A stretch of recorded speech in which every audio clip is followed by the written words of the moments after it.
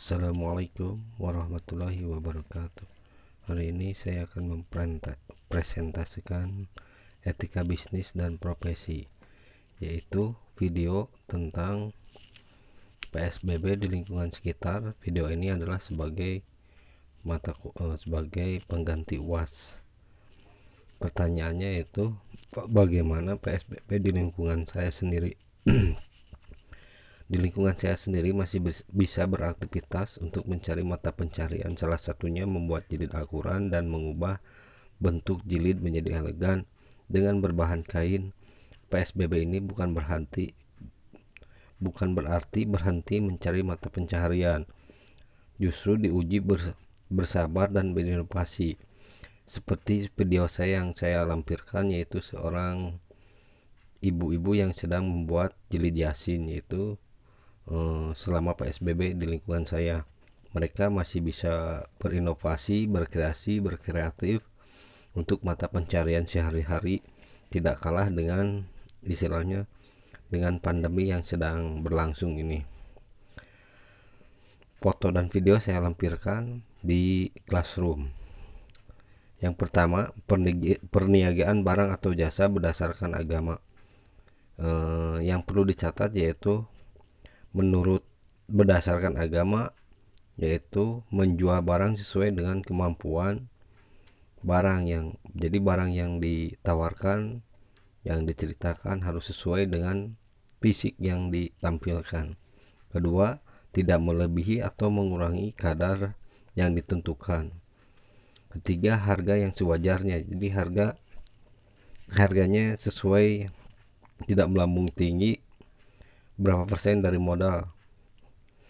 Yang keempat, barang yang ditawarkan sesuai yang diberikan, jadi barang yang ditawarkan kepada konsumen ataupun distributor atau distribusi sesuai dengan apa yang ditampilkan, apa yang diceritakan dari awal, dan fisiknya pun sesuai apa yang diceritakan.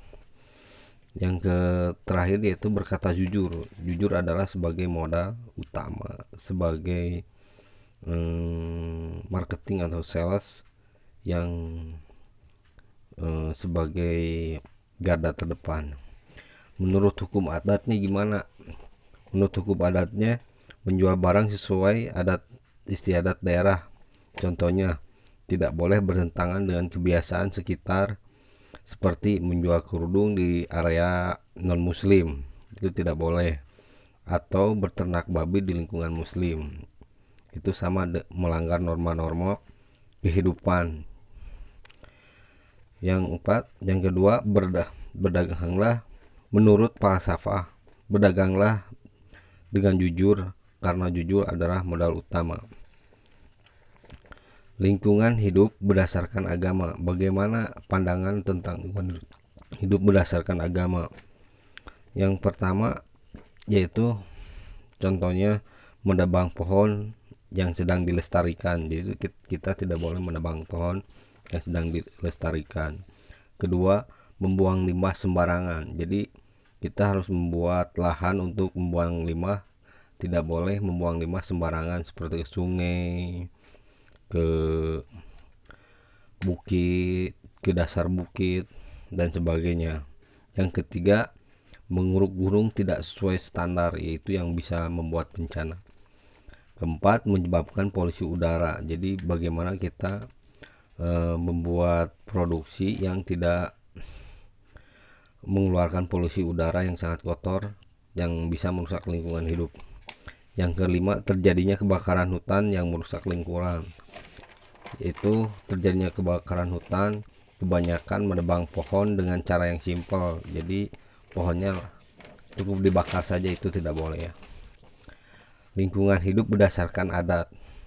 Berdasarkan hukum adat bahwa sungai, pohon tidak boleh dirusak. Apabila ingin dijadikan bisnis, maka pohon yang ditebang harus ditanam lagi. Sungai tidak boleh dipakai sebagai buang limbah. Kebun yang kita pakai harus dipelihara sebaik-baiknya.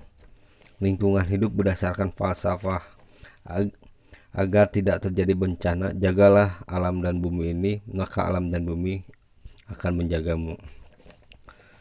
Sosial dan budaya berdasarkan agama. Yang pertama, berbuat baik terhadap sesama. Yang kedua, menghargai budaya yang ada. Yang ketiga, melestarikan budaya. Yang keempat, menjunjung tinggi musyawarah. Yang kelima, bersilaturahmi. Sosial dan budaya berdasarkan adat. Menghargai kebiasaan. Jadi kalau misalkan suatu lingkungan kebiasaannya dari dulu seperti itu, jangan pernah merubah atau kebiasaan tersebut, maka akan terjadi kontak fisik maupun kontak sosial. Ketiga, tidak semena-mena mengubah kebiasaan. Jadi kebiasaan itu tidak boleh berubah. Jadi kita harus mengikuti kebiasaan yang ada agar tidak terjadi konflik. Keempat, menghargai hasil karya orang lain. Sosial budaya berdasarkan falsafah. Hargailah diri sendiri dan orang lain pun akan menghargai kamu. Itu sebagai falsafah hidup ya. Keamanan berdasarkan agama. Yang pertama, saling hormat menghormati. Yang kedua, memberi ruang publik untuk beribadah. Jadi kalau misalkan membuat pabrik atau usaha, kita harus memberikan ruang publik untuk beribadah, baik muslim maupun non muslim. Yang ketiga, memberikan kebebasan untuk keyakinan masing-masing. Jadi kita yang sudah beragama tidak boleh memaksakan akidah kita atau keyakinan kita, memaksa untuk orang lain untuk mengikutinya. Yang keempat, memberikan waktu untuk beribadah. Jadi kita kalau di lingkungan kerja, kita harus memberikan waktunya beribadah. Kita berikan seperti waktu sholat, waktu Idul Fitri, maka kita harus memberikan kelonggaran untuk beribadah. Yang terakhir, kesehatan pola hidup berdasarkan agama, yaitu memberi makan karyawan dengan baik dan layak. Jadi kita harus memberikan makanan yang baik halal, dan layak. Yang kedua, memberikan sarana olahraga. Jadi supaya karyawan itu sehat, kita memberikan sarana olahraga. Kalau ada lahan kosong, kita bisa jadikan lapangan futsal atau lapangan voli agar karyawan terbiasa dengan olahraga. Yang ketiga, selalu menjaga kebersihan, karena kebersihan adalah sebagian daripada iman. Kesehatan pola hidup adat berdasarkan adat. Kalau kesehatan berdasarkan adat, seperti minum jamu-jamu, tidak makan pada malam hari, itu kebiasaan adat. Tidak makan sambil tidur, tidak makan sambil berdiri. Alangkah baiknya makan sambil duduk, kalau bisa seperti sunnah Rasul. Yang terakhir, kesehatan pola hidup berdasarkan falsafah. Berdasarkan falsafah yaitu jagalah kesehatanmu untuk kelangsungan hidup keluarga dan lingkungan sekitarnya. Itu menurut falsafahnya. Ayat yang menurut agama Islam, ayat yang berkaitan dengan perniagaan yaitu Quran Surat Al-Baqarah ayat 254, Quran Al-Baqarah ayat 275, Quran At-Taubah ayat 111, Quran Asy-Syaff ayat 10-12, Quran Surat Fatir ayat 30. Yang bersangkutan dengan lingkungan hidup yaitu ayat Al-Mulk, ayat Quran Surat Al-Mulk ayat 34, Quran Surat Al-A'raf ayat 56, Quran Al-A'raf ayat 78, Quran Surat Anfal ayat 52-53, Quran Ar-Rum ayat 41.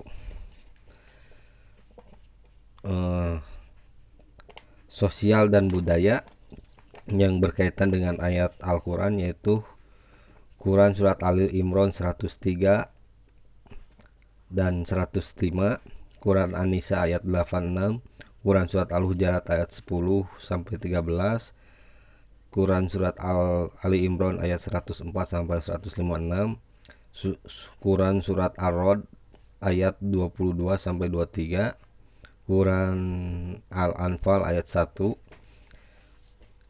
Yang bersangkutan dengan keamanan, yaitu yang bersangkutan dengan Al-Quran, yaitu Quran Al-An'am ayat 82, Quran Al-Baqarah ayat 120, Quran Al-Quraisy ayat 34, Quran An-Nur ayat 55, Quran surat Al-Baqarah ayat 179, Quran surat Ibrahim ayat 7, Quran surat Al-Maidah ayat 33, Quran surat Al-Ankabut ayat 45, Quran surat Al-Baqarah ayat 251, Quran surat Al-Hajj ayat 40.